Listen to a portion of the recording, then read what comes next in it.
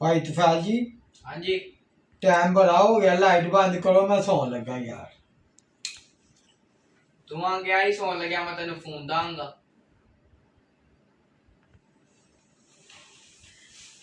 Phone लेने? हाँ जी।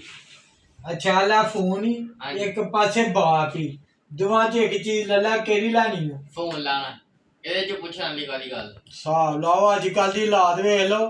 ਪਿਓ ਨੂੰ ਪਿੱਛੇ ਕਰਕੇ ਤੇ ਆਂਦਾ ਮੋਬਾਈਲ ਦੇ ਦਿਓ ਮੈਨੂੰ। ਨਹੀਂ ਹਿਸਾਬ ਕਾਹਦਾ ਲਾਣਾ ਐ ਭਾਈ ਕੀ ਨਾ ਕੀਤਾ ਇਹ ਤੁਹਾਨੂੰ ਜ਼ਮਾਨਾ। ਰੁਕੋ ਜ਼ਰਾ। ਇਹਦੇ ਚ ਭਾਈ ਅਜ਼ਮਾਨ ਵਾਲੀ ਕਿਹੜੀ ਗੱਲ ਹੈ? ਤੂੰ ਆਪਣਾ ਫੈਸਲਾ ਦੇ ਦਿੱਤਾ ਹੈ, ਮੈਨੂੰ ਮੋਬਾਈਲ ਚਾਹੀਦਾ, ਬਾਪ ਦੀ ਨਹੀਂ ਜ਼ਰੂਰਤ ਹੈ। बस एक मिनट, सिर्फ एक मिनट दो। एक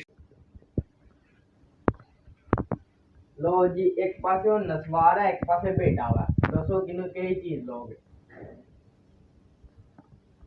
ਨਸਵਾਰ ਹੀ ਦੇ ਦੇ ਭਾਈ। ਤੂੰ ਕਿਹੜਾ ਕਿਤੇ ਤੁਰ ਚਲਾ ਇੱਥੇ ਹੀ ਆ। मैं भी ढाडा बेटा ही हाँ। तू ही शेर, मैं भी सवा शेर हाँ। ਠੀਕ ਹੈ ਭਾਈ।